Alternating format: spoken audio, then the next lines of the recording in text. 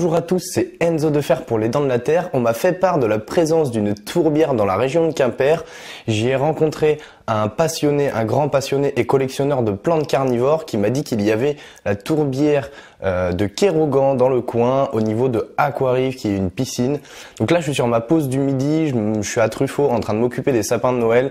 Un petit rayon de soleil m'a donné envie d'aller jeter un œil à ce que ça donnait plutôt que d'aller au sport. Normalement le midi, je vous y emmène tout de suite et c'est parti.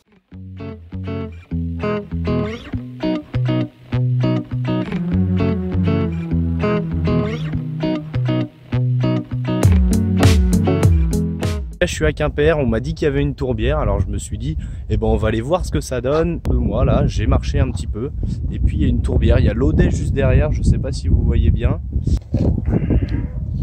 Voilà un petit peu ce que ça donne avec l'Audet. Et puis en fait, pour vous raconter un petit peu ce que c'est qu'une tourbière, les tourbières sont des endroits qui sont très humides, qui sont même saturés en eau, ce qui permet en fait la dégradation de la matière organique.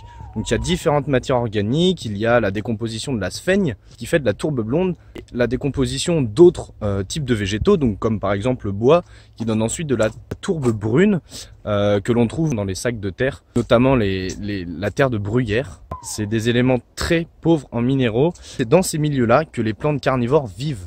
Ce qu'il faut savoir, c'est que là, a priori, ici, il y aurait des Drosera rotundifolia. Donc les Drosera sont des petites plantes carnivores avec de la glu. Malheureusement, je n'en ai pas trouvé, donc on va faire un petit tour. On va élargir un petit peu le tour et puis on va essayer de trouver ça.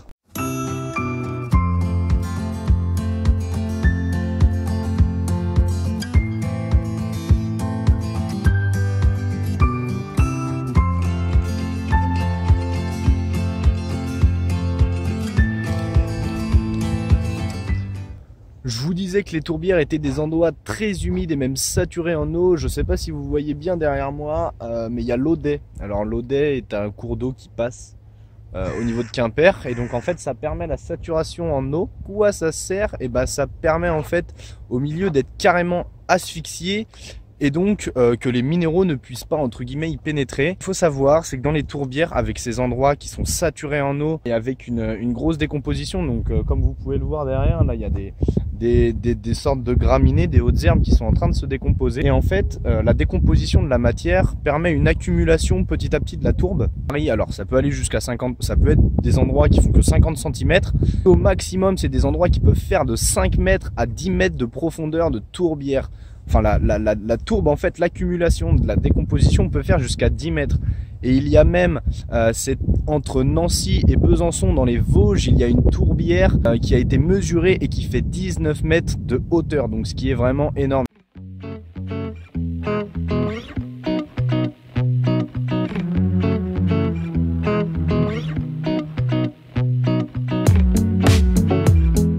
Les tourbières sont un milieu extrêmement riche en faune et en flore. C'est pour ça que les villes qui ont ce genre de milieu naturel mettent tout en œuvre pour les préserver parce que c'est des endroits qui sont essentiels à la biodiversité. Dans ce genre de milieu, dans 1 litre d'eau, il y a environ 1 milliard de cyanobactéries et environ 100 000 protozoaires. Donc ce qui montre un petit peu la diversité qu'il peut y avoir dans ces milieux en termes de faune. Et puis la flore aussi qui est très importante. Et en fait la flore, vous pouvez le voir derrière moi, qui en fait se décompose.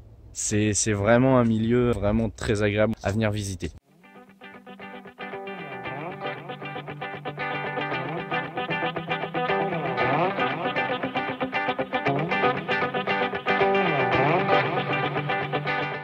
On m'a fait part de la possibilité qu'il y ait des Drosera rotundifolia qui sont des plantes carnivores dans cette tourbière. Malheureusement, je n'en ai pas trouvé. Très déçu. Je m'y attendais un petit peu. Je trouvais ça un petit peu trop beau pour être vrai. En tout cas, j'ai visité l'endroit, vraiment très agréable. J'espère que ce petit vlog, ce petit format vous aura plu. Ce qu'il faut savoir, c'est que je vais faire ce genre de vidéo pour la visite de jardin botanique. L'un de mes plus grands rêves depuis que je suis petit, c'est de pouvoir faire le tour des jardins botaniques de France, d'Europe et même du monde entier pour pouvoir visiter les collections botaniques, puis aussi les collections de plantes carnivores, pourquoi pas. Les jardins botaniques disposent de collections assez importantes. Puis je me suis dit que j'aimerais faire ça sous forme de vlog, où je vous emmène un petit peu avec moi visiter les jardins, puis où je vous parle un petit peu de l'histoire de ce jardin, des collections, et puis histoire que vous puissiez apprendre 2-3 petites choses avec moi, tout en prenant plein la vue, avec des végétaux vraiment incroyables. Ça devrait venir incessamment sous peu. Je vais commencer sûrement par le jardin botanique de Nantes, puis celui de Brest qui est pas très loin, et puis on en fera d'autres sans hésitation. C'est vraiment un grand plaisir de pouvoir vous partager ce genre d'expérience.